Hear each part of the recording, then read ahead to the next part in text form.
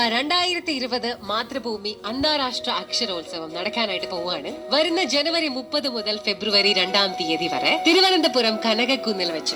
ഈ ദിവസങ്ങളിൽ നമ്മൾ ഒരുപാട് ആരാധിക്കുകയും ഒരുപാട് ബഹുമാനിക്കുകയും നമ്മളുടെ ലൈഫിനെ നമുക്ക് കുറെ കൂടി കംഫർട്ടബിൾ ആക്കി തന്ന ഒരുപാട് രചനകൾക്ക് ജന്മം കൊടുത്തതുമായ അക്ഷരത്തിന്റെ ലോകത്തിലെ പ്രതിഭകൾ, ഒരുപാട് എഴുത്തുകാര്, സാമൂഹ്യ പ്രവർത്തകരൊക്കെ അന്നേ ദിവസങ്ങളിൽ കനകക്കുന്നിൽ നമ്മളോട് സംസാരിക്കാനായിട്ട് വരുന്നതായിരിക്കും. And Mathrubhumi international festival of letters 2020യുടെ ഭാഗമായിട്ട് നമ്മുടെ പുതിയ തലമുറയുടെ ഒരുപാട് ചോദ്യങ്ങൾക്ക് ഉത്തരവുമായി ഇന്ന് നമ്മളോട് കൂടെ കലക്കൻ റീചാർജിൽ ജോയിൻ ചെയ്യുന്നത് കവി, ഗാനരചയിതാവ്, നോവലിസ്റ്റ് എന്നിങ്ങനെയുള്ള മേഖലകളിലൊക്കെ ഏറെ പ്രശസ്തനായ, നമുക്ക് ഒരുപാട് ഇഷ്ടമുള്ള റഫീഖ് അഹമ്മദ് സാറാണ്. അപ്പൊ ഇനി ഇവിടുന്ന് അങ്ങോട്ട് 10 മണി വരെ കലക്കൻ റീചാർജിൽ അദ്ദേഹം ഉണ്ട് നമ്മുടെ കൂടെ. നമുക്ക് അദ്ദേഹത്തിന്റെ വാക്കുകൾക്ക് കാതോർക്കാം.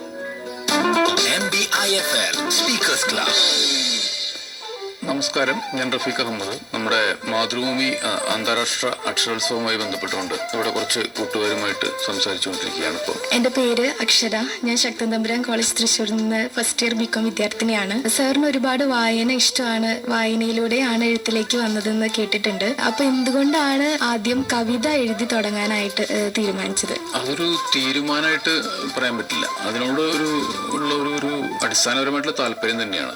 പക്ഷേ ചെറുപ്പത്തിൽ നമ്മൾ ആദ്യമായിട്ട് കേൾക്കുന്നത് ചിലപ്പോൾ സിനിമാ ഗാനങ്ങളായിരിക്കാം. പിന്നെ സ്കൂളുകളിലുള്ള പദ്യങ്ങൾ കേൾക്കുന്നു, അല്ലെങ്കിൽ അങ്ങനെ ഉണ്ടാവുന്നു. പിന്നീട് നമ്മൾ മറ്റു പല കാര്യങ്ങളും വായിക്കുന്നു. പക്ഷേ ആദ്യം മുതൽ തന്നെ ഈ കവിത എന്ന് പറയുന്ന ഒരു സംഗതിയോടുള്ള ഒരു വളരെ ആന്തരികമായിട്ടുള്ളൊരു താല്പര്യം ഉണ്ടായിരുന്നു. അത് എങ്ങനെ സംഭവിച്ചു എന്നുള്ളതിനെ കുറിച്ച് വ്യക്തമായിട്ട് പറയാൻ കഴിയില്ല. അങ്ങനെ ഉണ്ട്.